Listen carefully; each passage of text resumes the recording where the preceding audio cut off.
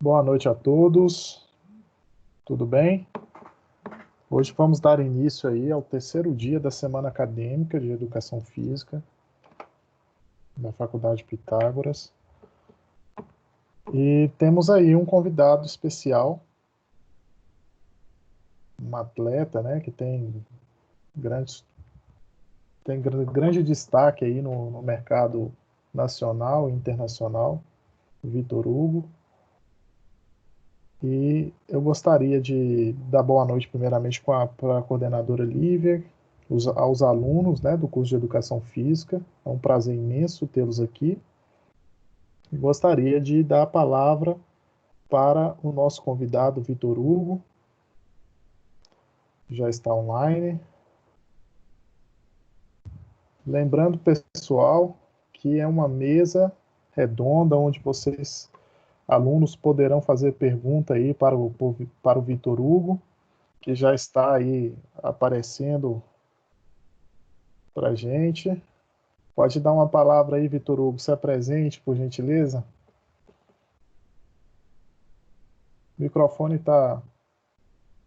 Seu microfone está bloqueado. Desativado. Isso. Primeiramente, eu gostaria de agradecer pela tua presença, né? É um grande amigo que eu fiz aí na minha estrada do esporte, né? E fico muito feliz por estar aqui compartilhando sua experiência, o seu trabalho. E o assunto de hoje, né? Vamos dar início, mas primeiro gostaria que você contextualizasse a tua história, mas que ao final você contasse para a gente como que é aí, como que está acontecendo a vida de um atleta em tempos de pandemia. Mas primeiramente eu gostaria de saber onde você mora, qual a sua altura, etc. Boa noite, pessoal. Prazer imenso aí estar com vocês aí no dia de hoje aí. Agradecer o convite do Rodrigo aí, para o pessoal do Pitágoras aí também, que me deu essa oportunidade de falar um pouquinho dessa carreira de atleta e dar um pouco da minha experiência desse lado aqui da moeda aí. Já tive em muitos times aqui no Brasil, já tive uma pequena participação em seleção brasileira também, joguei fora um ano. E, enfim, a gente está tentando se adaptar o melhor possível aí nesses tempos de pandemia, né? Nós tivemos o campeonato cancelado, né? Bem na sua reta final, no melhor momento. Mas agora a gente está curtindo as férias, né? Como eu tinha conversado com o Rodrigo anteriormente. Mas se cuidando aí, porque já já a pré-temporada recomeça e a gente espera que tudo retorne quanto antes aí para todo mundo, né?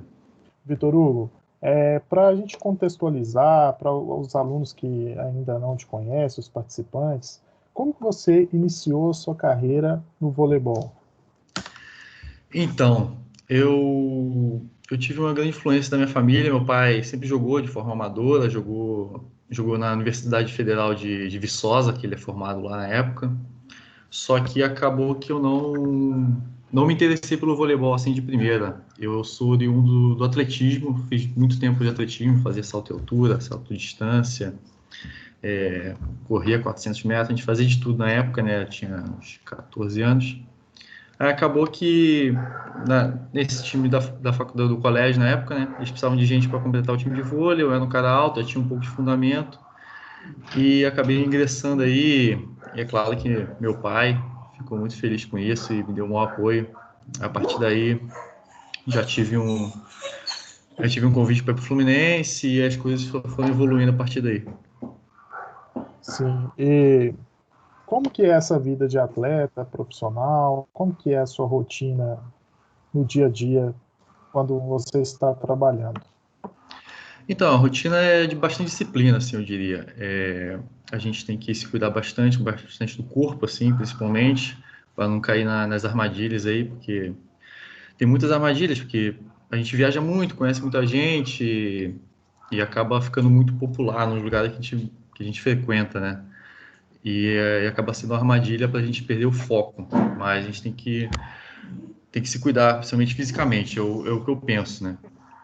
E é uma rotina diária, treino de manhã, treino de tarde, muitas viagens para jogar, muitos jogos quando começam as competições, 2, 3 vezes por semana, dependendo. E é isso, mais ou menos isso aí, a rotina. Os jogos acontecem quando? Os jogos acontecem quando na semana? Normalmente aqui no Brasil, os jogos normalmente são nas quintas, quarta, quinta e sábados e domingos, né? Basicamente parecido com futebol, né? Vai variando por causa de questões de TV, questão do próprio calendário, quando tem Sul-Americano, quando tem Libertadores, que também tem a Libertadores agora, e a própria Copa do Brasil. Aí a Superliga ela vai intercalando essas datas aí de acordo com o calendário. Assim, alguém que quer fazer alguma pergunta para o Vitor Hugo de início?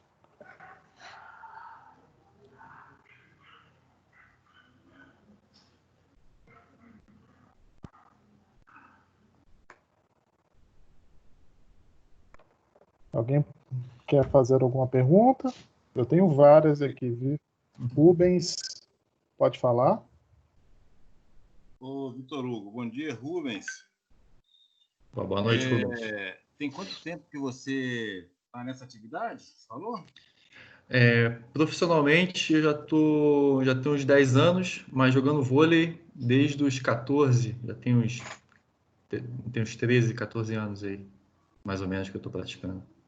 Tá. E assim, é claro que, pelo menos o meu pensamento é que quando você traz a sua experiência para uma roda de conversa, principalmente com um grupo de graduandos na área de educação física, a gente vai tentar tirar de você aquilo que vai, principalmente, que vai acrescentar de conhecimento para a gente. Na sua trajetória, como é que é o seu relacionamento com treinadores? Como é que são os treinadores? Qual é como eles direcionam o seu condicionamento? Como eles te conduzem para uma boa performance na sua atividade? Então, eu posso dividir isso em algumas etapas, né? Primeiro tem a etapa de formação, assim, que é um primeiro momento, assim, um pouco lúdico, meio competitivo, vai entrando no competitivo assim, né? Eu tive um treinador, tive experiências nessa época de formação com treinadores muito exigentes e treinadores que não eram tão exigentes, assim, estavam alguns mais preocupados com performance, assim, fazendo a gente mais o condicionamento físico, de forma mais profissional, assim, eu diria, e outros mais preocupados com que a gente fizesse que a gente fizesse ter gosto realmente pelo esporte e realmente crescer a partir daí e não ter só o esporte como essa visão, né, de profissional. Mas esse primeiro momento eu acho que é isso, cara. Foi o que me marcou bastante, foi exatamente isso, ter esse equilíbrio, né, de ter esse pensamento com alta performance e também com o pensamento de ser um pouco lúdico, né, de você também pegar gosto, porque às vezes você fica muito pensando na performance e isso não é o ideal nesse primeiro momento. Mas de forma mais profissional, no segundo momento que eu já comecei a ingressar de forma profissional ali, eu tive experiência muito de treinamento, aperfeiçoamento técnico, né? Esse foi minha experiência, minha segunda experiência, muito aperfeiçoamento técnico, da qualidade técnica, muita repetição, isso no voleibol, né? Claro, é onde eu posso dizer, né? Muito treinamento técnico, principalmente quando eu estive na seleção, a gente treinava, era muito repetitivo, e a partir do segundo momento era algo mais tático, né? Algo mais mental, de pensar o jogo em tudo, né? Como a gente pensava estratégia, como a gente ia fazer o jogo acontecer ao nosso favor, né? E claro, fisicamente e tudo isso ia crescendo com o trabalho físico, que nos dá a condição total pensar em momentos de maior exaustão, né? E a relação com técnicos, eu sempre tive boas relações com técnicos, tanto pessoal quanto profissional, assim. Alguns eu sou um grande amigo, assim, tive grande oportunidade de ser amigo deles, assim, dentro quanto fora de quadra. Isso ajudou, para mim, ajudou muito dentro de quadra, nos deu mais liberdade, até na hora de não concordarmos um com o outro, né, principalmente. Mas quando eu atuei na Europa, principalmente, lá o relacionamento era muito profissional. A gente não tinha uma ligação muito fora do ambiente de trabalho, assim. A gente não discutia outras questões a não ser o voleibol. Mas são momentos diferentes, pensamentos diferentes. Talvez essa minha experiência tenha sido uma única, de repente outras pessoas que têm atuado em outros lugares tenham tido outras experiências. Você, na sua fala aí, você falou que de tipos de treinadores, aqueles que cobram mais, aqueles que cobram menos. Basicamente, o que acrescentou para você cada um desses tipos de treinadores? Eu particularmente eu gostava de ser cobrado, de ser desafiado, né? Porque, não sei, para mim quando a gente ficava um pouco mais solto, dava um pouco de relaxo, assim, posso dizer. Porque eu sempre fui muito competitivo. Talvez eu cheguei aonde eu estou por isso, né? Talvez. Mas eu gostava muito de ser cobrado, de ser desafiado nos jogos, no dia a dia, de estar sempre dando o melhor, né? Porque eu tive sorte durante esse primeiro momento, de estar numa equipe muito forte, que era aqui no Fluminense, aqui do Rio, e estava numa equipe muito forte. A gente por ser no clube de futebol também, a gente era muito cobrado por representar a equipe, né? Eu gostava disso, eu gostava desse desafio. Mas outros amigos, companheiros meus já não se sentiam tão bem confortáveis com essa situação. As coisas tinham que ser um pouco mais leves e, sim, realmente se divertir um pouco mais e curtir mais o ambiente, né? Porque a gente é privilegiado, né? A gente é privilegiado por fazer do que a gente gosta, assim, e trabalhar com o que a gente gosta, assim. Não é para todo mundo. E no momento inicial, acho que você ter essa alegria de estar não só disputando, estar se divertindo, eu acho que é importante também. Mas eu sou bastante competitivo, eu gostava de ser desafiado. Concordo, tem que te confidenciar isso aí. O Vitor Hugo, só dando continuidade, sobre o cenário atual esportivo, como que está essa situação? Antes da pandemia, eu digo, como que estava? Estava correndo tudo bem, as competições? Então, em nível de competição, as coisas vinham correndo dentro do normal, assim, antes da pandemia, assim, antes de tudo ser interrompido. O cronograma normal, estadual e Superliga, Copa, tudo vinha correndo no seu devido tempo, nas suas datas corretas, tanto na Superliga principal, tanto que na Superliga B. E fora do Brasil também, o calendário estava sendo seguido normalmente. Muito bem. Aproveitando aí o gancho do Rubens, como que você falou quantos dias você costuma treinar, horas por dia, né? Sobre a alimentação, sobre as dores, as lesões, as férias, como que é esse contexto do atleta? Então, vamos por partes. Primeiro, a rotina, assim, normalmente durante a rotina é dividida em duas partes, né? Durante a competição, pré-temporada e durante a temporada, né? Que são os jogos propriamente ditos. Na pré-temporada a gente costuma treinar mais, né? Naturalmente, que a gente tem que dar muita ênfase, normalmente um mês e meio. Aqui no Brasil, principalmente. Aqui no Brasil a gente treina normalmente um mês e meio de pré-temporada, muita parte física, peso. Aqui no Rio e alguns outros lugares que tem acesso a tem uma quadra de areia ou então na praia, muita parte física nessa parte aí. Normalmente a gente faz uma parte física de manhã a gente treina de manhã muita parte física, e um pouco de técnica, no total dá umas 3 horas e meia mais ou menos assim, dependendo do treinamento. E a continuidade à tarde mais umas 2 horas e meia primeiro momento de pré-temporada. Depois, durante a temporada, os treinos são bem reduzidos e são muito táticos, né? Dependendo do adversário e dependendo da posição. Por exemplo, algumas posições acabam treinando um pouco mais e outras não é que um pouco. Algumas posições acabam treinando um pouco menos, na verdade, não que algumas treinam um pouco mais. Algumas acabam treinando um pouco menos. A gente dá muita ênfase no coletivo, na parte da tarde, na parte da manhã, a gente faz alguns treinos técnicos e de ajuste para o adversário que a gente vai fazer, ou então alguma correção que o técnico queira fazer. Algum atleta, alguma dificuldade que a gente tenha normalmente uma defesa, melhorar a técnica de saque, alguma coisa assim, mas algo técnico e curto. Mas, por Só, exemplo, os centrais, para jogadores que recebem muita bola e têm muito desgaste, acabam não treinando na parte da manhã, ou então só fazendo uma academia, algo mais controlado. só para fazer um link aí com a sua fala, você joga em qual posição? Para quem não conhece muito de voleibol, para que os alunos possam entender, os participantes aqui. Qual posição que você Tá. Eu sou central. Sou central. É o cara que corre o tempo inteiro na quadra, ali no meio da quadra, né?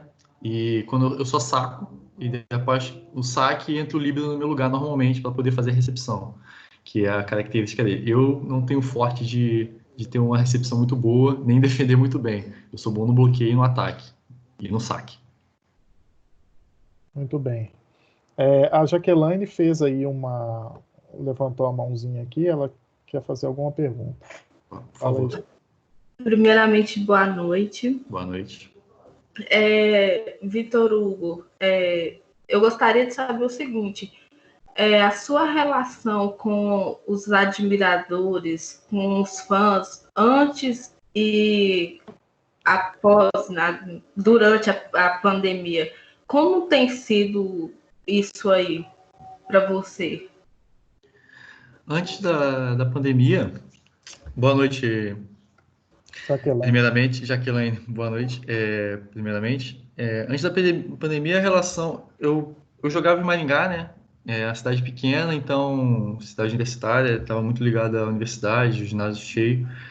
Aí, era muito. A contato era diário, né? As pessoas reconheciam a gente na rua, a gente sempre parava para tirar foto, outros só cumprimentavam a gente, era uma relação bem boa, assim. E pós a pandemia, as coisas se afastaram um pouco, natural, porque as pessoas acabam indo para o jogo e a gente não pode sair. E acabou ficando mais agora, como a gente está em época de contratação, renovação de contrato, uma outra pessoa que fica sabendo do que acontece no mercado manda uma mensagem de apoio, ou então agradecendo, ou então de boa sorte. Normalmente é assim que funciona. Mas diminuiu bastante agora nesse meio assim, da pandemia. E você era muito assediado assim, por mulheres? Não muito, não muito. Algumas. Às vezes acontece e tal, no ginásio. Mas no geral, assim, era muitas crianças que vinham falar com a gente, assim. Eu, particularmente, tipo, lá em Maringá, muitas crianças gostavam de mim, eu sempre dei muita atenção para eles. Ah, sim. Obrigada, viu? Nada. Olá, Vitor Hugo, você falou aí sobre o mercado. Como que funciona esse mercado aí do vôlei? Então, na sua maior parte, aí, os jogadores, eu diria 90, 95% dos jogadores, eles têm agente, né? Como qualquer jogador de futebol e tal, e eles ganham percentual dentro de cada negociação. E o mercado, ele é bem volátil, né? De uma temporada para outra. Temporada passada, por exemplo, a gente via no momento médio, assim, que jogadores medianos, assim, tirando de seleção, os que estão cotados ali, conseguiram contratos bons e médios ali, mas agora a perspectiva não está muito boa. A perspectiva, principalmente aqui no Brasil, não está muito boa aqui para a gente. Está tendo a debandada grande de atletas, principalmente de grande nome para fora do Brasil, porque muitos times estão acabando, outros que não estão conseguindo manter os seus orçamentos. Realmente está complicado o mercado hoje, né, no Brasil, E vamos ver como é que vai ser. A gente espera que melhore um pouco aí, pelo menos, para sustentar uma liga forte. Muito bem. Agora, tem mais alunos querendo fazer perguntas? Oi. Oi. Oi, fala, Luciana. Luciana. É que eu não Tudo tenho a bem? mãozinha aqui no meu. Boa noite. Boa noite, Luciana. Tudo bom? Então, meu nome é Luciana, né? Carioca. No terceiro período, carioca. Então, eu não sei se eu cheguei a pegar o início, que eu entrei meio atrasada, né? Eu queria saber se você...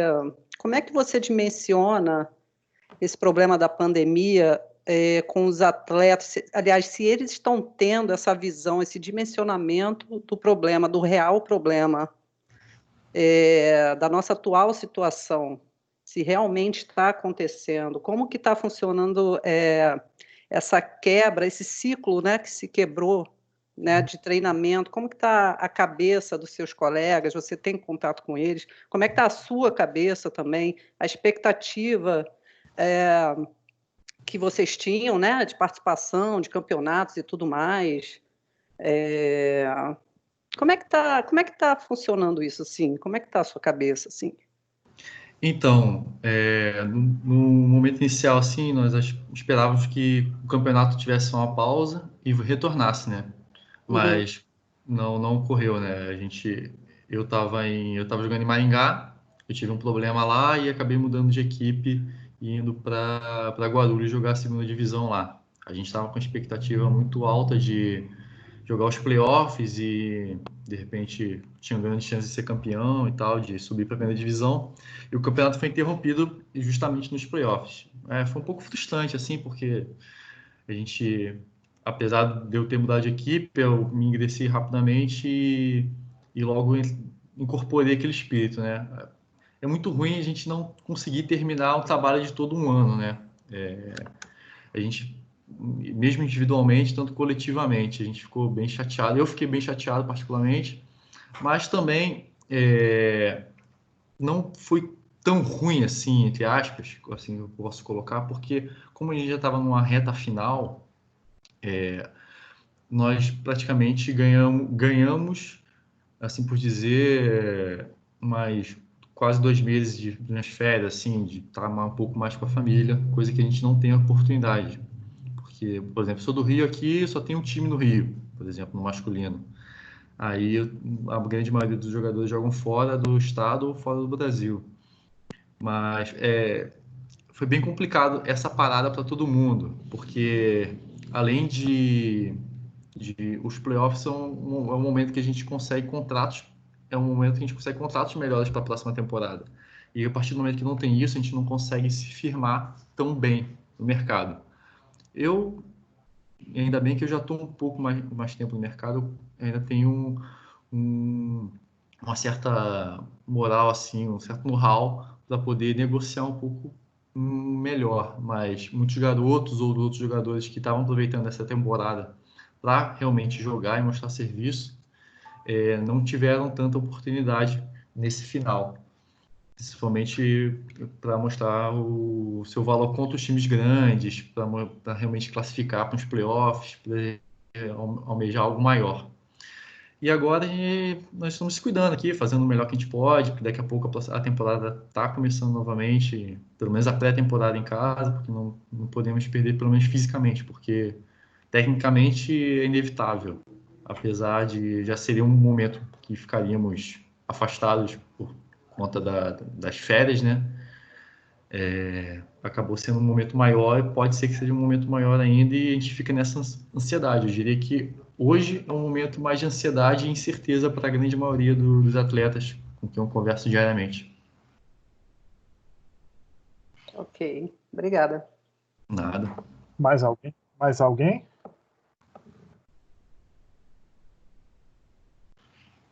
Depois eu pergunto. Agora não, pode continuar. Não. Ô, Vitor Hugo, sobre as dores que o atleta convive diariamente, as lesões que acontecem no esporte, como que é isso, né? Explica para quem não vive nesse meio, como que você se sente, se você já teve alguma lesão, como que foi o tratamento. E, como o nome diz, né, jogador, né? Quem não tem dor não tá fazendo alguma coisa errada. É. Isso aí eu posso dizer. Mas a dor e a lesão, ela tá todo dia com a gente.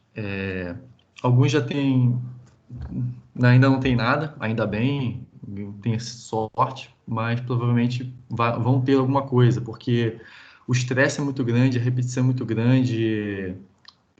Nós não estamos num esporte de contato, assim propriamente dito, mas a gente tem contato uns com os outros o tempo inteiro no bloqueio, a gente salta, muita coisa não depende da gente, ali na rede principalmente, a gente bloqueia, a gente vira, mudança de direção muito rápido, para torcer um tornozelo, torcer um joelho, é muito rápido, às vezes a gente nem sabe o que aconteceu, só vendo um vídeo depois, e as dores são naturais. Primeiro, na pré-temporada, a dor da volta para entrar de forma nossa, essa é doída, essa é doída. Mas depois as dores naturais da repetição, tendinite no ombro, tendinite no joelho, essas são as mais normais. Eu tenho meu joelho direito, já tem a tendinite bem avançada, ainda bem que eu estou conseguindo cuidar muito bem aqui no Rio, com o fisioterapeuta, com o reforço. Eu tive sorte de não ter nenhuma operação, espero não ter, mas eu diria que uns 60% dos atletas já estão operados na Superliga. É operar alguma coisa, desde coisas grandes, desde coisas pequenas. Desde que um dedo que quebrou numa bolada, a uma entorse de joelho, uma operação de ombro, ou algo assim.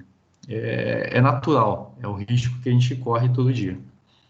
Então é normal o atleta jogar com dor, Muito vindo para as normal. câmeras, é bem normal, Sim, né? é bem normal, bem normal. A gente está ali vibrando com um sorriso, mas acaba o treino, acaba o jogo, é gelo, dependendo de quando não tem como ser poupado, toma um anti-inflamatório, ou alguns casos mais graves, assim, acaba tomando injeção para poder de anti-inflamatório para poder aguentar, jogar, isso é muito natural. Aí depois a gente tenta se cuidar da melhor maneira e faz exame, opera, tenta se cuidar da melhor forma. Eu tive sorte de ter fisioterapeutas muito competentes trabalhando comigo, tanto aqui quando eu joguei no Rio, quanto quando eu joguei em Minas Gerais, quando eu joguei no próprio quando eu joguei no Sul, eu tive muita sorte. Mas em alguns lugares do mundo a gente não tem isso.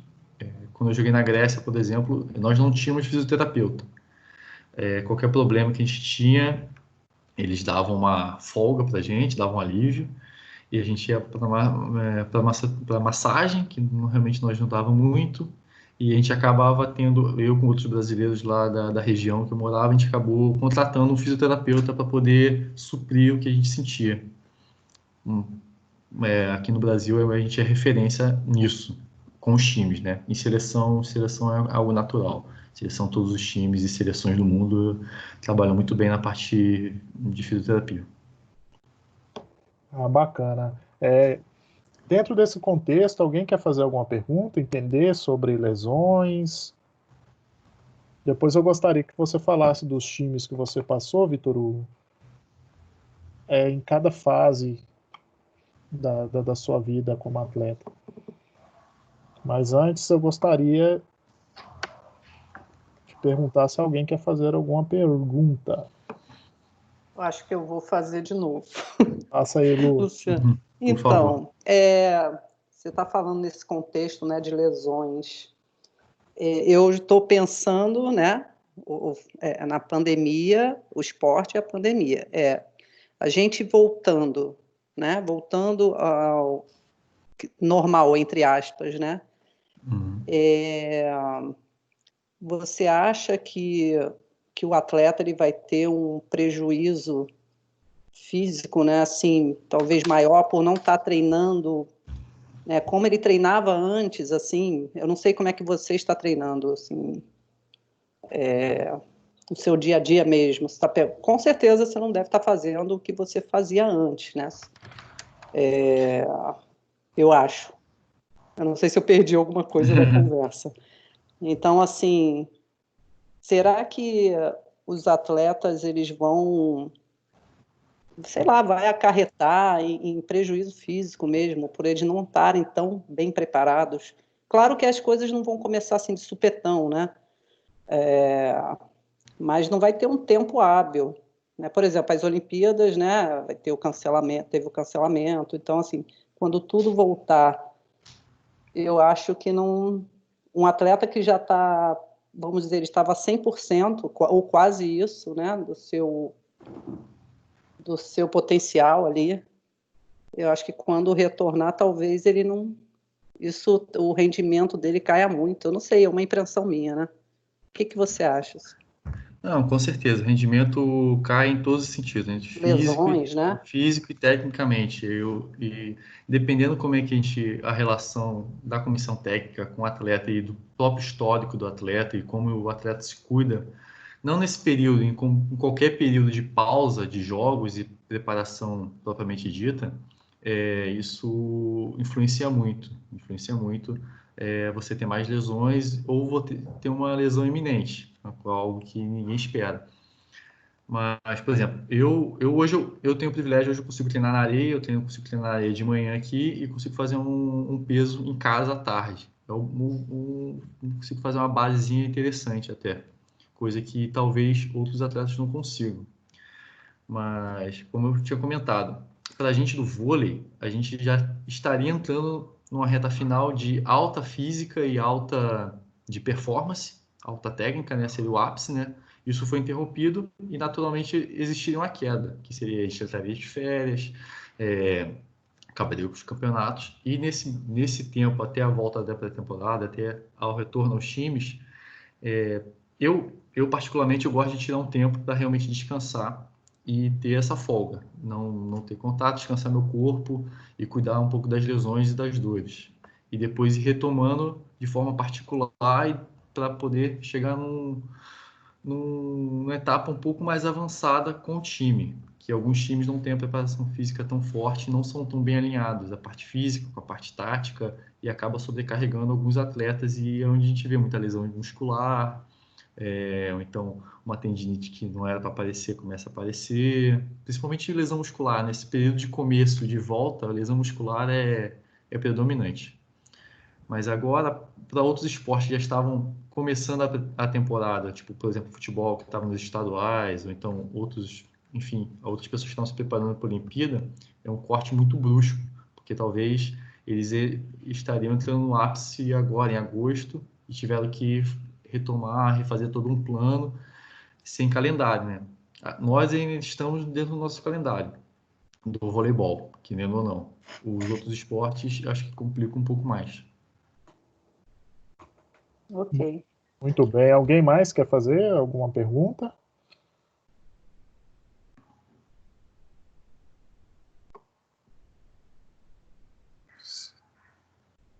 Alguém?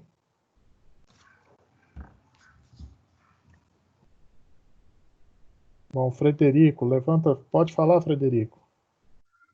Boa noite a todos aí, né? Boa noite. Então, eu sou, como professor de educação física, né, já formei, e estou cursando agora, né, fisioterapia. Estamos aí, né, terminando o primeiro período de fisioterapia. O que eu gostaria, como tá falando essa questão aí de treinamento, lesão, recuperação, falou-se aí também no uso de alguns remédios, né, para melhorar. Existe, uma pergunta para o Vitor Hugo, né? Existe essa questão, Vitor Hugo, dos clubes, tipo, meio que forçarem os atletas a tomar essas infiltrações, né, para recuperar rapidamente, poder participar do jogo, né, para não ter prejuízo para o clube. A gente sabe, né, que essas infiltrações a um meio a longo prazo pode causar prejuízos muito grandes aí para as articulações, para tendões, ligamentos, essas coisas. Como que funciona essa questão aí de departamento médico do clube com o atleta? Como é que é esse caso aí? Então, boa noite, Frederico. Então, depende muito do clube, depende muito do atleta, e depende muito de se você está no seu país ou não. Depende, é muito relativo isso. Mas, por exemplo, aqui no Brasil, eu sempre tive boas experiências e nunca me forçaram a jogar em momentos, mesmo que sejam decisivos, que eu não esteja confortável para jogar fisicamente. Mas, se você fizer uma breve pesquisa aí, você vai ver que já perdemos grandes jogadores por irresponsabilidade de clubes de fazer infiltração. Aqui no Brasil, nem tanto. Mas na Europa isso é muito comum, porque aqui no Brasil, querendo ou não, a gente está protegido, nós estamos em casa, está perto dos nossos agentes, a gente conhece a língua, facilita muito, com certeza, a gente está falando a nossa língua, mas fora, em alguns países do leste europeu, é muito comum eles forçarem um atleta que se machucou, então tem alguma coisa não tão grave, aparentemente, né, a fazer infiltração. Você viu o exemplo aí, não sei quem acompanhou o voleibol, Samuel Fuchs, ele foi vice-campeão olímpico, um dos melhores atletas do Brasil, foi jogar na Rússia, jogou uma temporada, fizeram a infiltração no ombro dele, jogou mais 4 anos de voleibol, um dos melhores atacantes do mundo, não aguentou mais. É um perigo, mas isso ainda acontece muito, principalmente quando você é o estrangeiro do time. Quando você é o estrangeiro do time, normalmente o estrangeiro é o cara que é um dos caras que ganham mais, é o cara que foi para resolver os problemas do time e acontece a forçação de barra, sim. Ótimo. Tá bom, obrigado. Nada. Por nada. Jaqueline?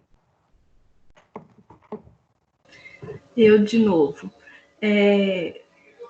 Ô, Vitor Hugo, eu gostaria de saber o seguinte: no vôlei, no meio dos clubes que você já rodou por aí jogando, sobre algo polêmico, o doping. O que você tem a dizer e sobre o controle antidoping? O que você também tem a dizer sobre isso?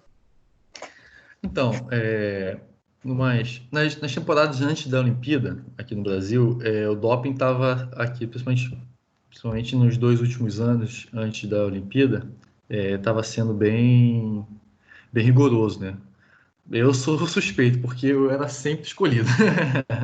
Sempre escolhido. Mas, tanto que eu até jogava Juiz de Fora na época. Não sei se foi o ano que eu conheci o Rodrigo na época lá. Mas, hoje em dia, eu acho que não tem desculpa.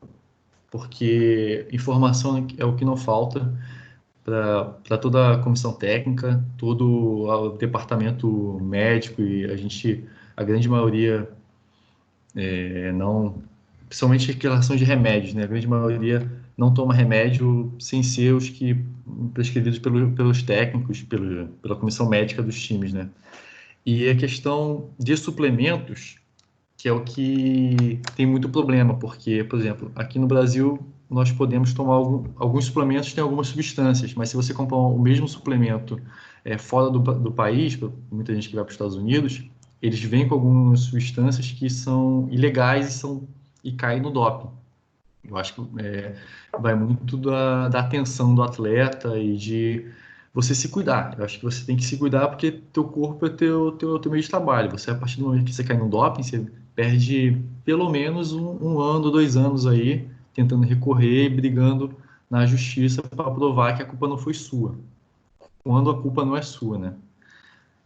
O doping, eu sou extremamente contra, né? Porque tantas pessoas aí ralam tanto, sacrificam, estão expostas a dores para poder atingir um patamar alto.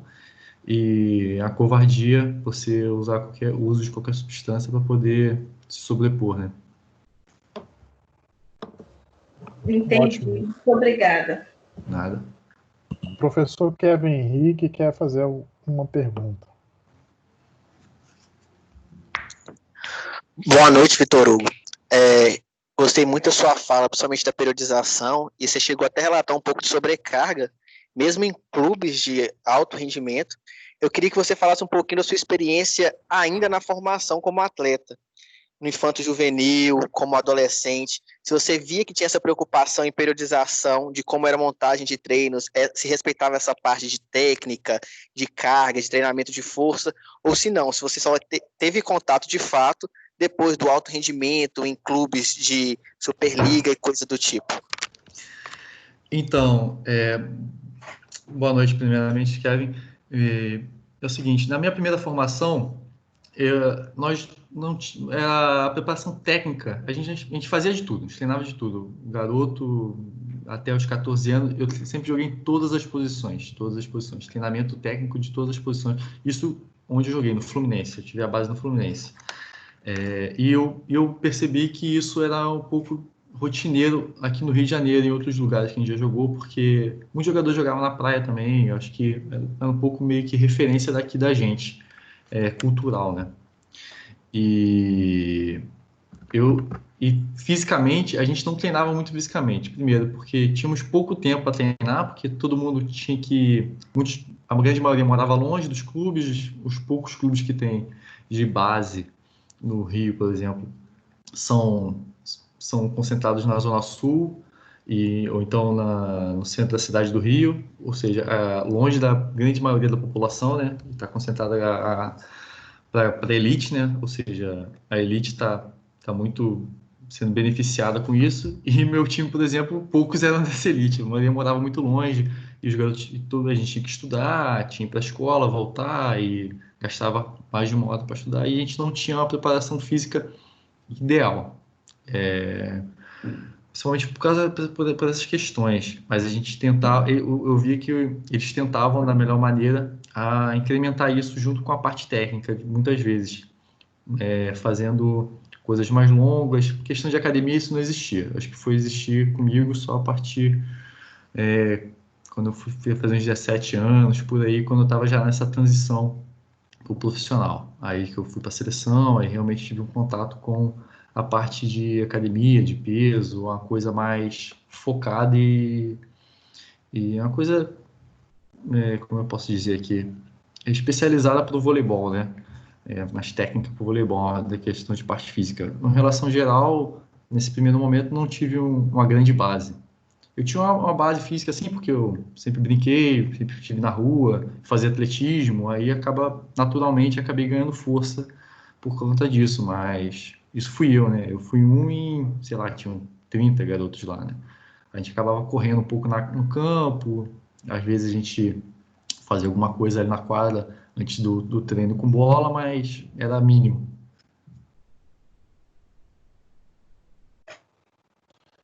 Alguém mais quer fazer alguma pergunta?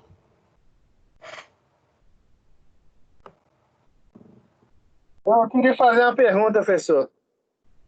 Fala aí, Elton. Cheguei agora, estou saindo do serviço, então não pude pegar e não sei se falou sobre isso também, né? A gente teve um assunto desse na sala de aula. Eu queria também a opinião do Vitor Hugo. O que ele acha da Tiffany? Ela é homem e joga com as mulheres. Qual que é a sua visão, Vitor Hugo? Porque, né, ela tem uma força maior que a das mulheres, e qual que é a sua visão aí no vôlei para ela, se encaixando aí no voleibol feminino? Acho que o professor Rodrigo aí pode começar com o assunto aí, que depois eu completo, na minha opinião. Bom, Tiffany, eu tive o privilégio de jogar com ele enquanto Rodrigo, né? Antes de fazer a transformação, foi para a Europa, teve a mudança. Em questões físicas, né? Como nós estamos aqui numa reunião acadêmica, nós sabemos que a formação, né, do atleta ou da atleta, ela teve uma formação no gênero masculino, né?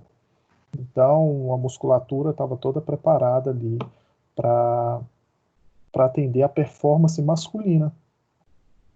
Com isso, na fase adulta, houve a transformação, teve a questão dos hormônios, né?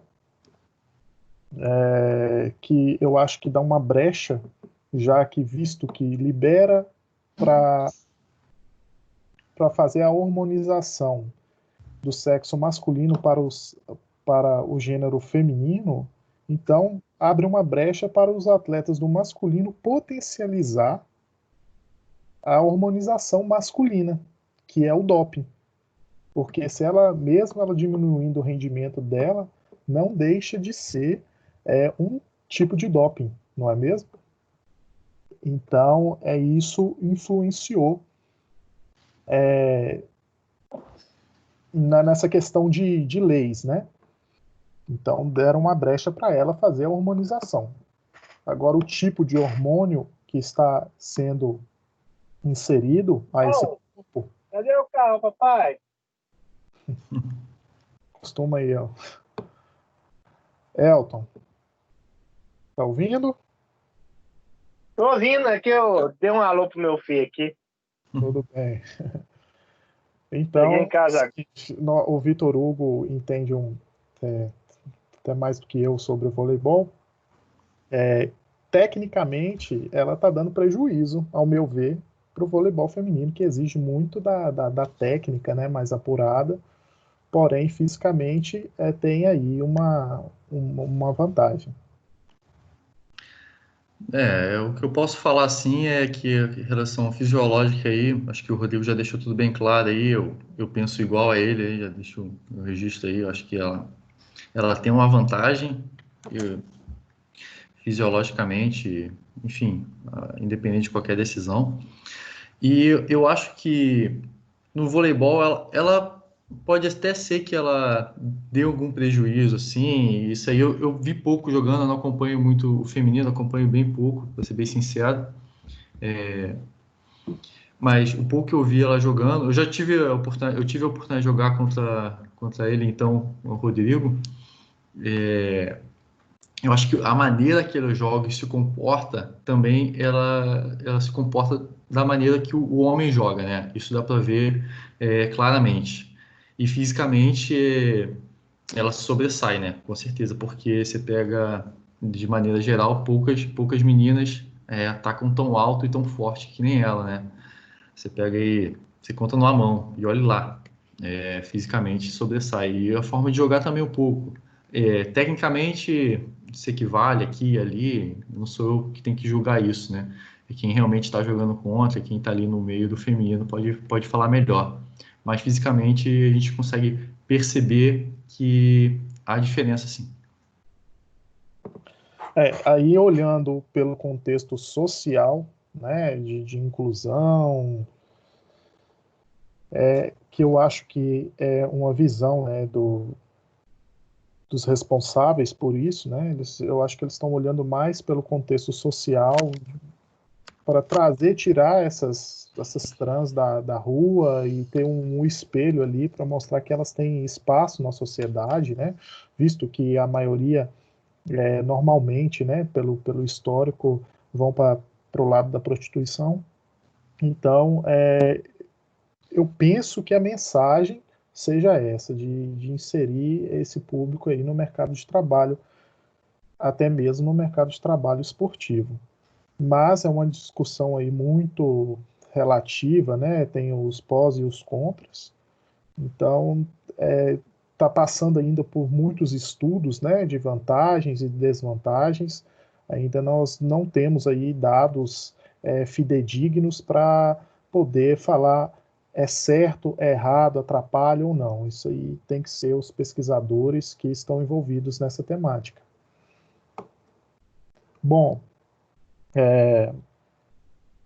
sobre o Vitor Hugo, sobre a questão, qual time que você estava jogando antes de começar a paralisação causada pela pandemia? E qual competição você estava jogando neste momento, assim que paralisou? Eu estava jogando no Vôlei Guarulhos, a gente estava jogando na Superliga B, que é a segunda divisão, né?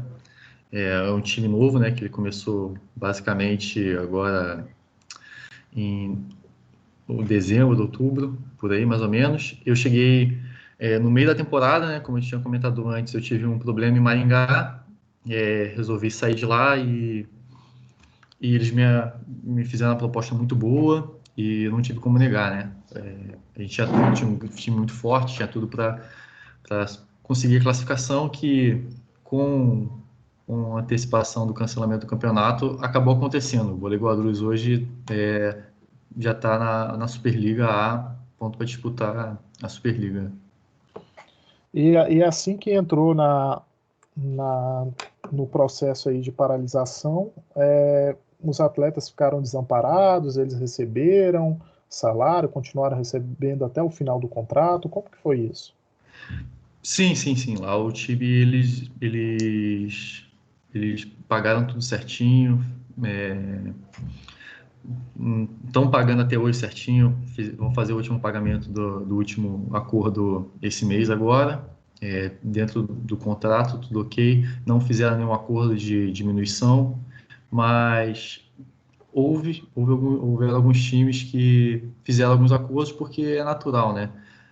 A receita de alguns times foi muito prejudicada pela questão do patrocinador, alguns patrocinadores dependiam de vendas, enfim. Ainda bem que o Guarulhos não teve esse problema, né? Alguém mais quer perguntar?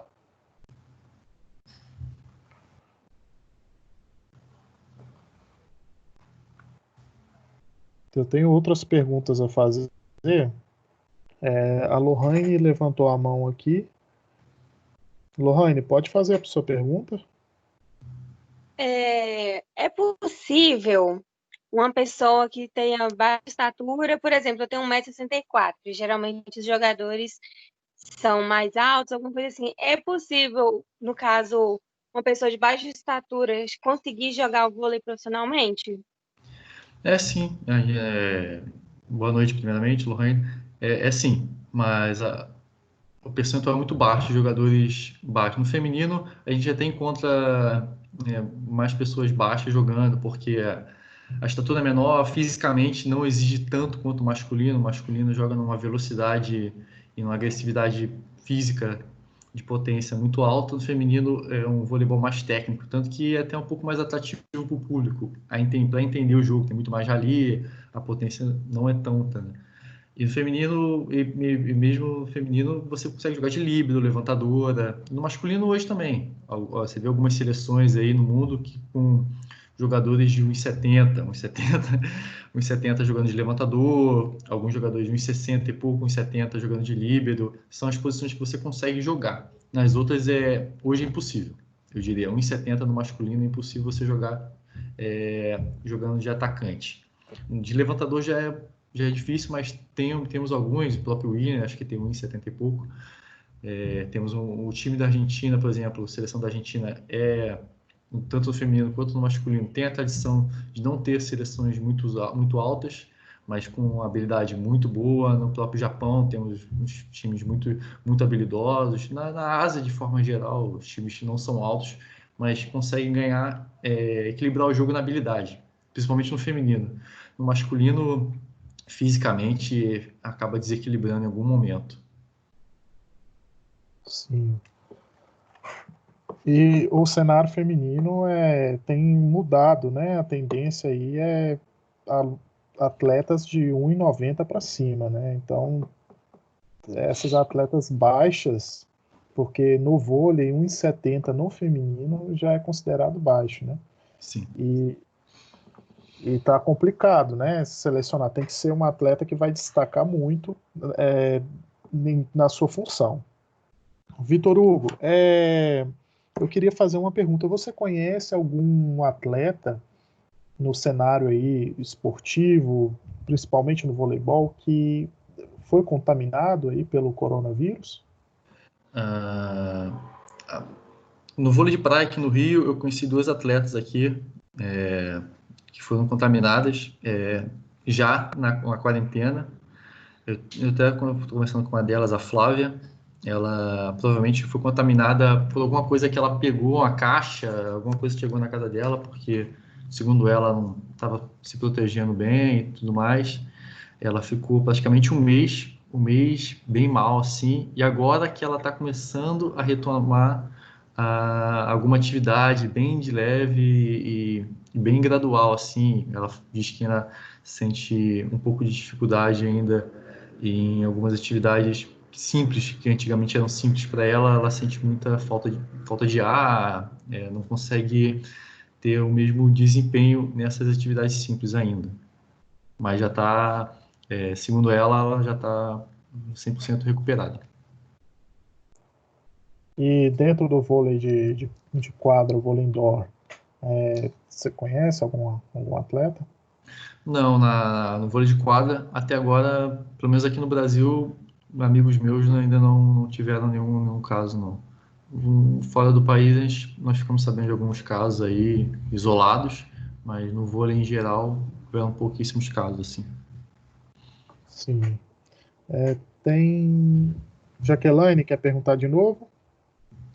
Sim, eu gostaria de saber do Vitor Hugo o seguinte: durante esse período de pandemia, você teve alguma ansiedade, algum pânico, desenvolveu algum problema assim, psicológico por causa da pandemia? Não, sinceramente não. Eu acredito que eu tenha ficado um pouco ansioso, assim, acho que pela questão também da situação, mais da situação do esporte em si, não, acho que não foi relacionado diretamente, também relacionada à pandemia, porque uma coisa puxa a outra, né? Porque a situação do nosso mercado ficou bem complicada, a gente não ficou uma incerteza muito grande, acho que gerou talvez uma pequena ansiedade, por mais que a gente já sabe que seja assim que funciona um pouco o nosso mercado. Mas eu procurei a deixar minha cabeça bastante ocupada, assim, treinar dentro do possível, ler bastante, estudar, botar os estudos em dia, aproveitar essa que acabou sendo a oportunidade de botar os estudos em dia também, botar a cabeça bastante para funcionar, para não ficar só cama, sofá, quarto, televisão, ficar nessa, acaba não faz bem. Entendi. Obrigada. Nada. Alguém mais? Fala, Eu de novo, professor. Eu não escuto bem como no futebol, mas como é que anda o vôlei em questão de, não sei se existe categoria de base, alguma coisa assim do tipo assim do vôlei. E o que você pode falar, nós aqui que é do interior, nós da educação física agora que estão entrando aí nesse ramo aí, o que você diria para a gente incentivar essa molecada a ir para o vôlei também? Como eu tinha comentado antes, infelizmente o vôlei está muito concentrado nos grandes polos, né? BH, você vai em BH, em Minas Gerais aí, que a base está concentrada em BH, em São Paulo, no próprio São Paulo, no Rio Grande do Sul, não sei como é que funciona, no Rio de Janeiro, bem na capital, exatamente na capital. Acho que para você incentivar a pessoa, acho que você tem que, na minha opinião, né, minha humilde opinião, nunca fui treinador, acho que você tem que fazer ela assistir, tentar levar ela em alguns jogos, tentar atrair. Acho que no interior fica mais difícil, porque temos poucos jogos, né, no interior. Principalmente aí em Minas Gerais, já tivemos mais, mas ultimamente nós temos menos. Mas acho que você tentar trazer essa criança, trazer esse adolescente para perto do ídolo dela, acho que seria o mais interessante, e fazer ela pegar gosto aos poucos, né? Fazer o negócio ser divertido e fazer aquilo ser competitivo aos poucos. Muito bem. Respondido, Elton? Tranquilo, cara, tranquilo. Eu lembro, Vitor Hugo, na minha época de escola, o professor incentivava muito, mas nós, na época de escola minha, a escola não tinha uma quadra, então a gente fazia na rua a quadra, riscava e esticava a rede de vôlei, para não colocar nem o tamanho certo, então a gente fazia ali um misto ali, mulher, homem junto, e ali se ele continuasse, ia sair uns caras ali bons ali na época minha de escola. E pena que nós não tínhamos um lugar adequado na época. É uma pena mesmo, a grande maioria das escolas não tem. Mas eu tive sorte de ter muito apoio da minha escola. Eu comecei realmente a jogar na escola, né? Como eu tinha falado, eu fazia atletismo na escola, depois fui pro vôlei. Enfim, aí depois eu fui crescendo no vôlei, tanto quando eu cresci no colégio. Eu ganhei bolsas para estudar em colégios melhores também por causa da escola. Por causa do vôlei, dentro das escolas melhores, né? Mas espero que daqui para frente as escolas seja um grande celeiro também. E vocês, futuros professores de educação física, serão os agentes aí de transformação, né, na sociedade, levando as pessoas a praticarem esporte. Então, essa é uma responsabilidade também dos professores de educação física. Então, sirva como um momento aí para conscientizar e entender a importância de cada um. Nós temos um exemplo aqui, né, o Vitor Hugo, que ele foi influenciado por um professor de educação física. Então, isso é muito importante, que tudo começa por essa influência. Vitor Hugo, existe alguma preocupação nesse momento da pandemia com o futuro do voleibol mundial e o futuro do voleibol nacional? Então, eu acho que mundialmente, assim, acho que nós, de maneira geral, o voleibol está bem resguardado, assim, porque na Europa nós temos grandes equipes que são tradicionais, que estão se unindo, principalmente na França. Tivemos um movimento muito interessante na França para salvar alguns times, ou então apoiar alguns times que estão tendo problemas financeiros nesse momento. Na Itália, que é muito tradicional, não teve pouquíssimos problemas com isso, e fora outras grandes ligas no mundo, a própria Polônia, que está levando muito brasileiro agora para lá, a Rússia, que sempre foi um grande mercado, que acaba sendo pouco acessível para os jogadores médios, né, porque tem muitos jogadores na Europa. Enfim, a Europa está muito bem resguardada em relação a isso, e está se abrindo um mercado, principalmente feminino, na China agora. No feminino está se abrindo um mercado bem interessante, e no masculino talvez no futuro se abra também. É uma grande esperança. E antes da pandemia, estava correndo também um movimento nos Estados Unidos, e com os campeões olímpicos lá, de abrir o mercado. Eles até fizeram um torneio convidando alguns jogadores com pequenas equipes da Califórnia lá, que foi bem interessante. E aqui no Brasil, infelizmente, o cenário não é bom, tanto na base, tanto quanto no profissional.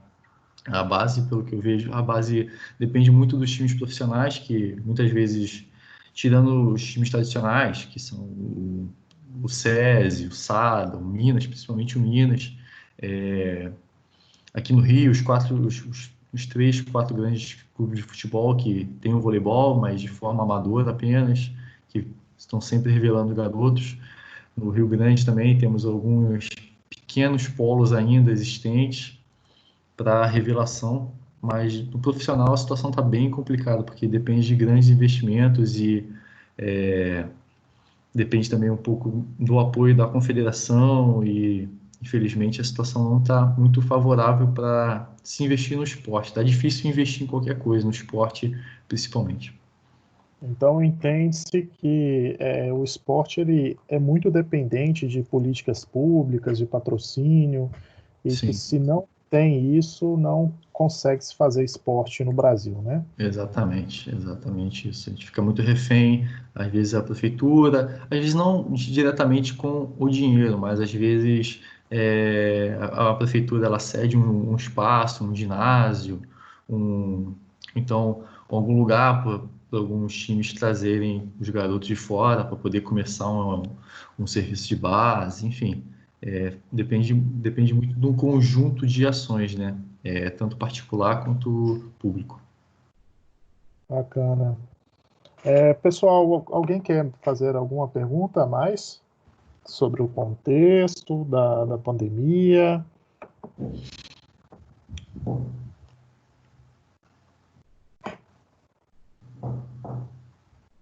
Alguém? Professor Edson, quer dar uma palavrinha? Professor Kevin. Meus parabéns, Rodrigo. Meus parabéns, Vitor Hugo. Ficou excelente o modelo adotado. Bem bacana. Parabéns para os alunos que estão participando efetivamente aí, Lohane, Jaqueline, Elton, né? E que legal, né? Tiveram a oportunidade de ter mais uma voz na nossa semana acadêmica. Uma voz profissional, né? Diga-se de passagem. O rapaz está atuante. Isso é legal porque o nosso aluno ele consegue enxergar lá na outra ponta qual que é a realidade do profissional, né? Do atleta profissional, o que já espera do profissional de educação física lá na frente, para a preparação, os cuidados, os requisitos, não é? Que ótimo. Essa semana está sendo um sucesso para todos nós. Isso mesmo. E para entender, pessoal, que o contexto da pandemia não atingiu somente os alunos da Faculdade Pitágoras, não, atingiu o mundo inteiro, até mesmo os atletas, né, que tem uma saúde aí bem revigorada, né, tá sempre embora o esporte de alto rendimento não faz bem para a saúde, né, devido às dores, lesões, etc. Ô Vitor Hugo, qual será a sua próxima equipe e por que você decidiu ir para esse time? Você já tem algo definido? Então, eu tô saindo do país, como muitos atletas estão saindo, eu tô indo pro Sporting Clube Lisboa, de Portugal. Recebi uma proposta muito, muito boa, principalmente em tempos de crise, que a grande maioria dos atletas estão reduzindo salários e tendo cortes bem grandes. Eu tive esse convite, que foi um novo projeto que eles estão montando. É um projeto que eles já têm há anos lá, que é bem sólido, é um time que é de futebol, alguns de vocês devem conhecer. Vários jogadores muito famosos, jogadores de futebol famosos atuaram lá. Eles vêm montando um time times fortes, jogando a Champions League de vôlei. E esse ano eles montaram um projeto para chegar mais forte e tentar tirar o campeonato do Benfica, que é o principal rival, né? E tentar chegar mais longe na Champions League. Aí eles me fizeram esse convite com uma proposta financeira e de qualidade de vida muito boa, muito boa. Agora, nesse meio todo, vemos que Portugal, a gente está numa situação muito melhor que a nossa aqui no Brasil, e para mim foi muito interessante. E, particularmente, eu estava querendo também mudar um pouco, sair um pouco do Brasil, já atuei fora uma temporada só, e gostaria também de vivenciar algo um pouco mais duradouro fora do Brasil, né? Para aproveitar a oportunidade, porque talvez um dia, quando eu pare de jogar, não tenha a oportunidade de viver tanto tempo fora do Brasil quanto agora jogando voleibol. E nessa vertente, se surgir a oportunidade de naturalizar, eu acho que é uma pergunta meio a longo prazo, né? Não sei se você está maduro o suficiente para pensar nisso, né? Por que eu falo maturidade, né? Porque nós temos, né, a bandeira no peito, né? A nação, você já defendeu as categorias de base da seleção brasileira, mas se surgisse a oportunidade, seria aí uma boa escolha? Com certeza, com certeza. Hoje eu não me encaixo no perfil da seleção brasileira por questões técnicas, tem jogadores muito melhores que eu, que estão representando muito bem a seleção. Se tentar uma oportunidade de repente me naturalizar, então defender Portugal, então algum outro país que se interesse, porque jogar uma Olimpíada é um sonho para qualquer atleta, né? A gente sempre almeja isso, que é o ápice, né? Se eu puder jogar pelo meu país, melhor ainda, seria o ideal. Mas hoje pela concorrência, por termos excelentes jogadores aqui, isso aí não podemos falar nada, e de repente eu teria uma oportunidade um pouco mais clara jogando por um outro país, por mais que jogando de repente uma competição europeia para classificar seja mais difícil, mas defender de repente ter essa oportunidade de defender uma equipe nacionalmente, jogando campeonatos mundiais, ligas mundiais, de repente uma Olimpíada, seria muito, muito gratificante e um salto na carreira que talvez eu não consiga conquistar aqui no Brasil. Sim, nessa transferência, nesse momento, só um minutinho, viu, Alejandro? Vou te dar o espaço aqui. Nessa transferência, como que você acha que vai conseguir, na verdade, porque os aeroportos estão todos bloqueados, né? Tem essa dificuldade. Você acha que vai ser difícil acessar a esse time que você fechou? Então, no primeiro momento, está sendo tudo uma incógnita, né? Tanto para eles, tanto com a gente. Porque as medidas sanitárias têm que ser respeitadas, né?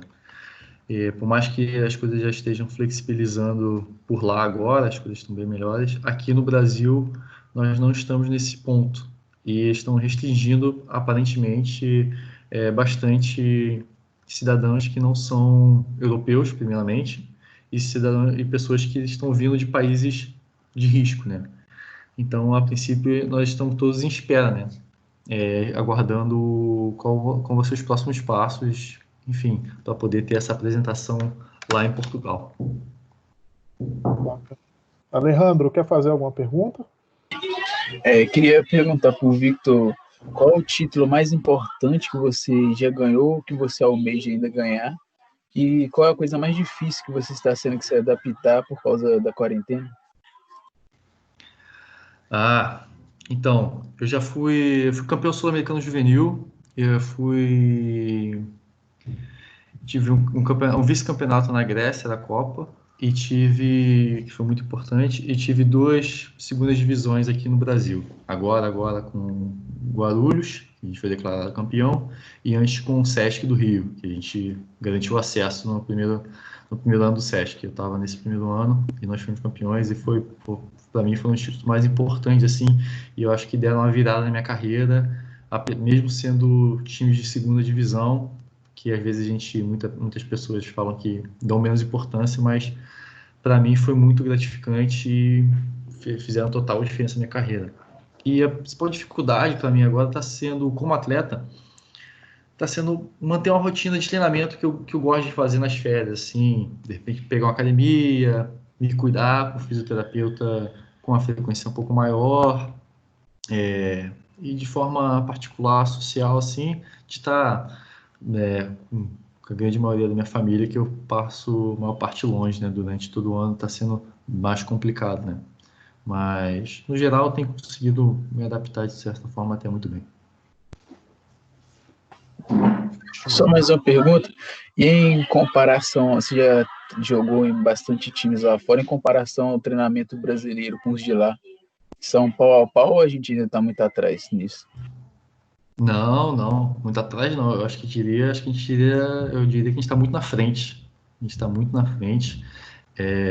Nós treinamos muito mais aqui no Brasil, se treina muito no Brasil.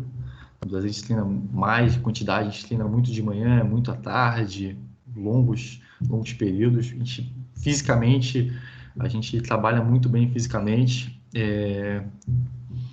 Eu acredito que nos países médios, assim, com ligas medianas e boas, grandes fortes, como na França, a Grécia, acho que a Polônia e a Rússia estão à frente em questão de liga e talvez fisicamente, geneticamente, talvez eles estejam um pouco na frente. Mas aqui no Brasil, não da gente, acho que de modo geral na Europa, mas no Brasil, o Brasil é top de linha em relação a treinamento. A gente dá aula, na verdade, a gente exporta muito treinador, exporta muito jogador por essa questão. Interessante esse assunto, né? E tem algum aluno querendo perguntar mais?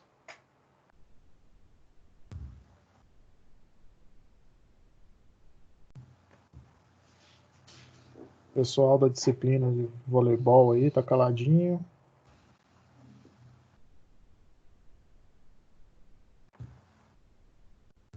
Ô, Vitor, hoje, qual é a seleção que pode comparar com a nossa hoje, atual hoje? Atualmente temos muitas seleções, eu diria que um cenário de Olimpíada, assim, que é o principal campeonato do voleibol, acho que teremos pelo menos umas 4 equipes, de repente, favoritas ao ouro. A medalha, aí acho que a coisa aumenta. A gente tem Brasil, com certeza, candidato ao ouro, aí Rússia, Estados Unidos, Polônia, França, aí, ó. Só de alta aqui contei 5, uma mão cheia já.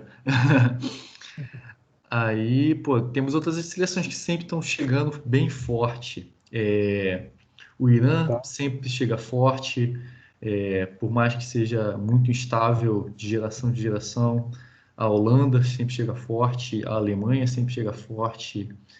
Enfim, a Argentina teve um salto de qualidade de técnica e físico muito grande, tendo ganhado muitos campeonatos de base aqui na região sul-americana e dando muito problema para o Brasil no cenário internacional, na seleção principal também. Eu acho que nós temos...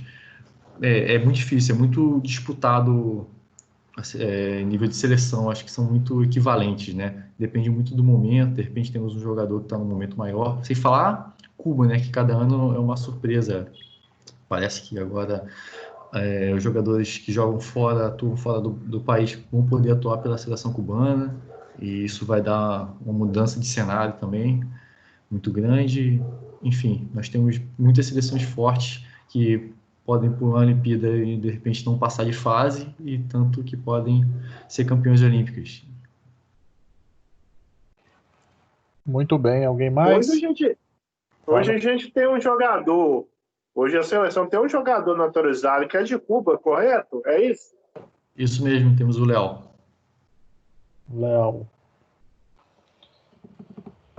Sim, temos jogadores naturalizados em algumas seleções. O Leal no Brasil, na Itália tem alguns jogadores, tanto na seleção masculina quanto na feminina já teve, mas já passou o ciclo dessa jogadora. Na Polônia também, né? O Leon. Sim. Muitos cubanos, né? Pela questão financeira, acabam saindo do país e se naturalizando por outras seleções. Alguém mais? Professor Kevin Henrique.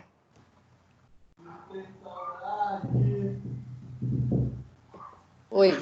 Boa noite. Eu queria parabenizar o Vitor Hugo novamente, e eu ia perguntar, mas o Alejandro fez a mesma pergunta que eu, que era sobre essa comparação do Brasil com outros países. Você falou que não tem comparação, tipo assim, não tem um outro país que tem um treinamento melhor que o Brasil. Concordo. E como a gente exporta muitos treinadores, não só para o vôlei, como para o futebol, futsal e tudo mais, eu queria saber se existe essa diferença na base, sabe? Eu sei que no alto nível a gente não vê muita diferença, porque a gente tem os melhores em todos os países, né? Lidando com a seleção. Mas não sei se você chegou a ter contato com escolas, com treinamento preparatório, com base de algum outro país, e se você nota uma diferença desse treinamento na Europa, por exemplo, e no Rio de Janeiro, com a categoria de base, com os meninos mais novos. Ah, sim. Então, de repente eu posso ter me expressado meio mal, mas o Brasil não é referência, mas eu acredito que outros países que são da potência têm um treinamento tão bom quanto. Tipo, nos Estados Unidos o treinamento é excelente, eles têm um método que é muito diferente do resto do mundo, que trabalha com universidade, é bem parecido com a Polônia, na verdade. Na Polônia, isso não tenho que dizer que é o principal esporte deles lá. Enfim, se eu ficar falando aqui, eu vou ser redundante. Mas em relação à base, como você perguntou, como eu tive na seleção de base, a gente vê talvez em forma de times. E os times e a base, eu acho que lá fora eles estão na nossa frente. Mesmo a gente tem muita gente. A questão é que no Brasil nós temos muitas pessoas, a nossa população é muito grande, a gente consegue filtrar isso muito bem, peneirar isso muito bem, com pouco recurso que a gente tem. Eu acredito que é um grande mérito dos técnicos da base, um pouco da confederação também, que sempre trabalhou bem na base, e dos poucos times que conseguem fazer muito com pouco recurso. Lá fora não. Lá fora alguns países, principalmente as potências, conseguem atrair mais equipes de base, mais jogadores, mais atletas. Talvez não tenham tanto talento, tanta qualidade física quanto a aptidão física que nós temos aqui no Brasil. Mas lá fora, a oportunidade para se gerar mais atletas, pelo menos aonde que eu vi, é muito grande. Luciana? Oi. Desculpa, acabei cortando, né? Então, eu estava pensando aqui na sua ida, né, para a Europa, que certamente atuar, né, em uma equipe assim no estrangeiro é uma forma de somar, né, experiência, vai engrandecer teu currículo, né, profissional, pessoal, atrelar, né, a valorização financeira e tudo mais. Como é que qual é a sua perspectiva assim nesse processo de assimilação? Sabe, você vai ser absorvido, né, como um atleta por uma outra equipe. Como que está assim na sua cabeça esse processo de assimilação quando você estiver lá? Qual que é a sua perspectiva? Eu tenho uma perspectiva muito boa, assim, porque a linguagem do voleibol é muito simples, assim. A gente que já está acostumado a treinamentos e tudo mais, né? Toda a forma que é tratada. Eu acho que talvez eu tenha que me adaptar à forma como eles trabalham fisicamente, que eu já tenho conhecimento que é um pouco diferente do que a gente está acostumado aqui. Mas nada que seja absurdamente diferente. Ainda mais lá porque o sistema lá é diferente. Eles jogam... Aqui joga um jogo e folga outro. Lá eles jogam um final de semana inteiro, sabe? Sábado e domingo, então sexta, sábado. Aí a preparação deles é um pouco diferente em relação a isso. Mas, de forma geral, é simples. A adaptação é simples. Eu acho que fica mais uma adaptação pessoal e cultural nesse sentido. Mas como Portugal... Portugal tem muito... Meu time já tem mais um brasileiro, o técnico é brasileiro. A língua facilita muito. Eu acho que é muito um pouco mais simples nesse sentido. A cultura não é uma barreira grande. Eu tenho uma perspectiva muito boa, assim, por ser um campeonato que não é tão forte quanto no Brasil, porque nós temos um campeonato um dos mais fortes do mundo aqui no Brasil. Acho que vai ser uma grande oportunidade de jogar um campeonato que talvez não seja tão forte, mas que tenha mais equipes mais fortes disputando sempre o topo e jogando competições europeias, que é um campeonato à parte, né? Jogar um campeonato europeu para mim vai ser um salto muito grande na minha carreira e uma experiência pessoal muito grande. Mas, complementando a sua pergunta, quando eu joguei na Grécia eu tive bastante dificuldade em relação cultural.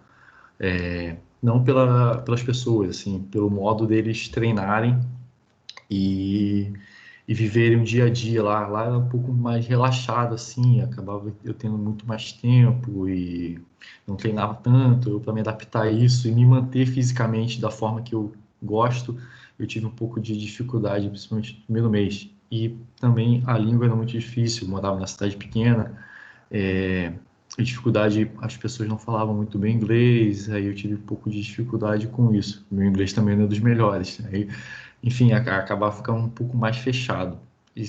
Então, acaba sendo um pouco relativo para o lugar que você vai e a forma da cultura, como você se adapta à cultura do lugar também, eu acho. Excelente. Então, vamos fazer as últimas perguntas aqui para o Vitor Hugo, está um pouco cansado. Alguém quer perguntar? Fala, Kevin. Rodrigo, engatando na minha outra pergunta, ele falou dessa questão das habilidades do brasileiro. Não tenho tanta afinidade com o voleibol, contato de graduação, experiência de vivência mesmo, mas eu me preocupo em algumas outras modalidades porque durante muito tempo o Brasil se sobressaiu devido à habilidade.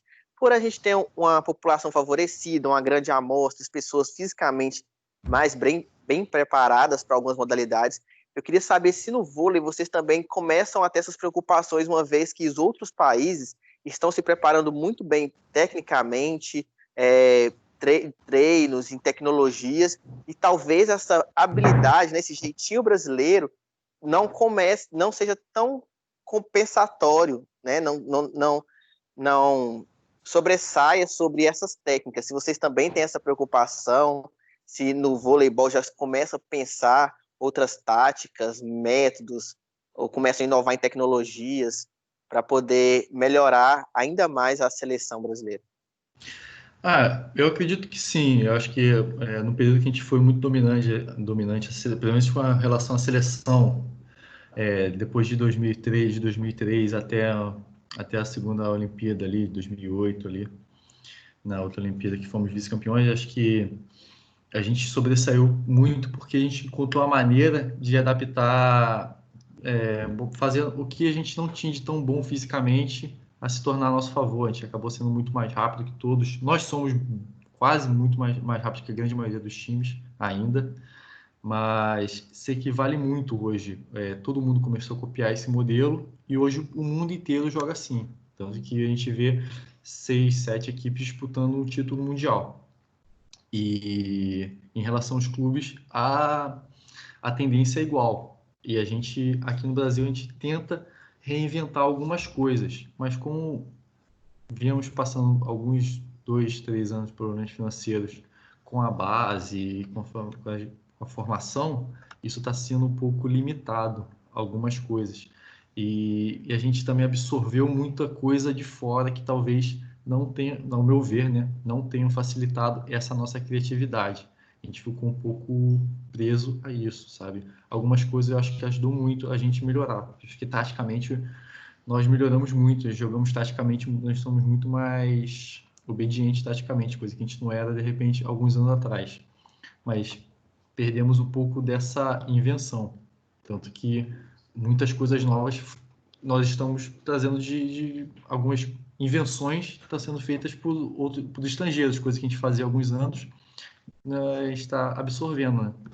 Mas daqui a pouco vai aparecer alguém, vai fazer uma coisa diferente, e isso é natural, é coisa nossa. A gente não é muito obediente em relação a isso, não. E você acha que após a Olimpíada, no Brasil, essa questão de inventar, de ter mais brasileiros, vamos dizer assim, motivados mesmo, a poder desenvolver técnicas, até mesmo a treinar, até mesmo recurso financeiro, modificou muito depois que a Olimpíada passou? Porque eu acho que em algumas modalidades o investimento foi muito grande devido à Olimpíada. Né? Todo mundo com aquele incentivo, aquela emoção de ter a Olimpíada em casa. Então, várias modalidades tiveram mais recursos, mais visibilidade. E depois das Olimpíadas, como que ficou essa questão do vôlei? Teve uma reduzida na visibilidade, no investimento? Então, no vôlei eu acho que se manteve. Meu modo de ver, assim, de forma média, assim, se manteve. Principalmente porque, como a gente já viu, a nossa situação boa, assim, financeiramente dos clubes, muitos campeões olímpicos se mantiveram aqui. E quando você tem um campeão olímpico jogando, você atrai mais público, você atrai mais patrocínio, isso ajuda muito.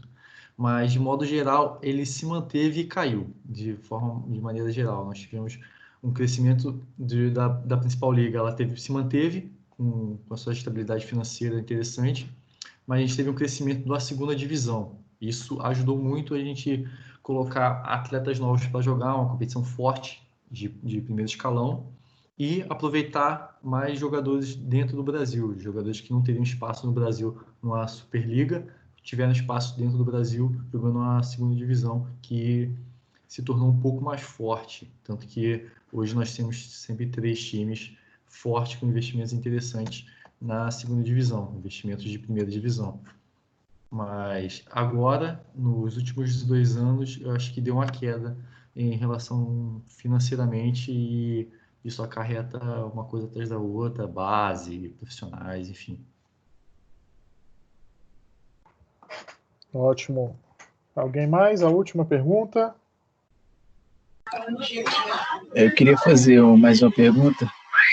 Após o encerramento da carreira sua como profissional, você pretende ainda continuar no meio do vôlei ou tomar outro rumo?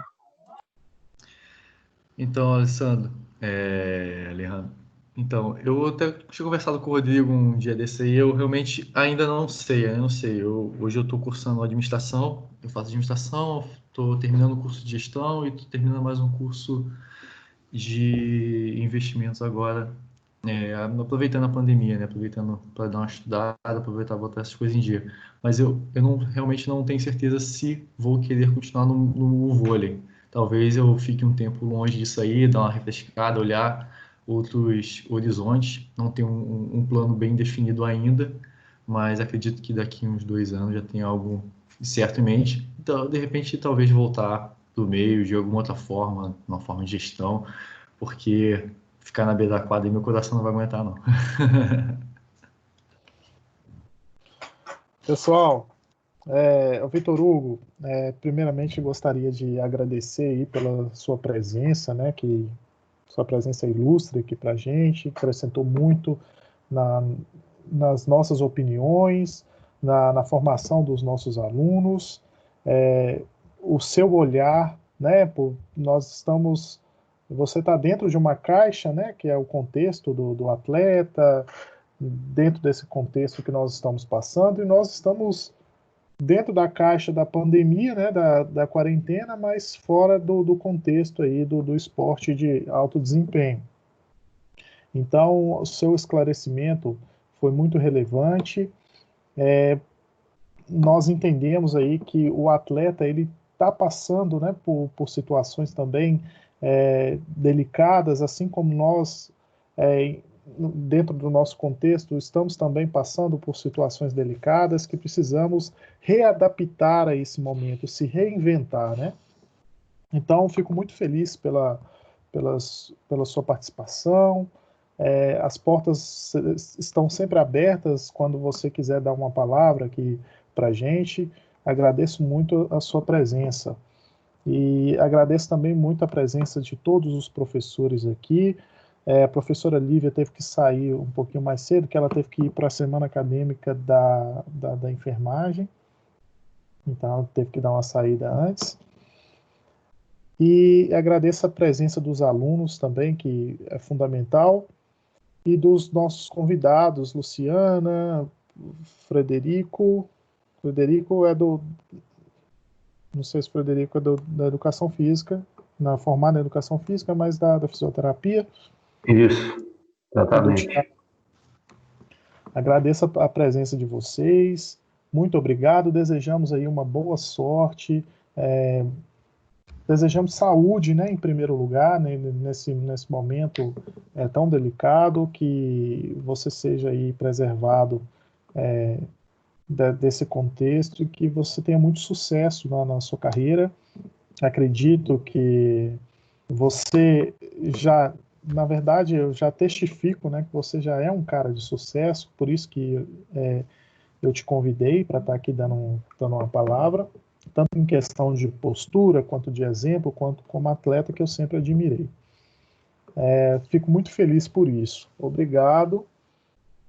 E desejo aí boa sorte no contexto. O pessoal quer falar mais alguma coisa, doutor Hugo? Dar um desfecho? Eu só quero te agradecer aí, primeiramente, Rodrigo, pelo convite aí. Foi muito gratificante aí estar com vocês, passando um pouquinho da minha experiência. Espero ter contribuído aí com todos vocês aí, com o que eu pude ajudar. Estou à disposição aí, já falei com você. Agradecer o pessoal do Pitágoras aí, ter me recebido aí da melhor maneira aí, desde o começo aí do contato.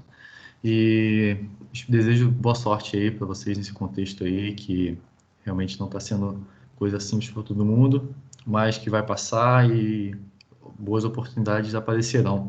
E vocês que são da educação física, como o Rodrigo falou, não só vocês, como todos que estão inseridos nesse meio, temos responsabilidade de incentivar e passar toda uma mensagem boa e dizer que o esporte de alto rendimento talvez não seja para todos, mas estar inserido no esporte pode nos dar grandes oportunidades aí para coisas para frente aí que são muito importantes aí, ok?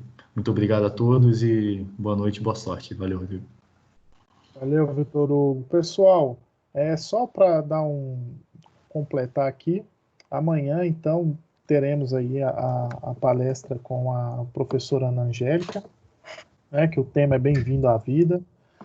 Então, a professora Ana Angélica tem uma experiência ilustre e Vitor Hugo e os demais estão convidados também para participar, tá? Tem o link lá no convite para vocês, então fiquem à vontade também para participar da palestra da Ana Angélica, tá bom? Então, aguardo vocês amanhã, 7h30, novamente, para que nós possamos crescer com o próximo, né, com a palavra do próximo, com a experiência, como crescemos hoje. Então, desejo aí uma boa noite a todos e que vocês tenham aí bastante sucesso e que esses momentos possam aí gerar frutos no futuro. Muito obrigado, Vitor Hugo. Muito obrigado, Valeu. grande abraço a todos aí. Valeu. Valeu, valeu.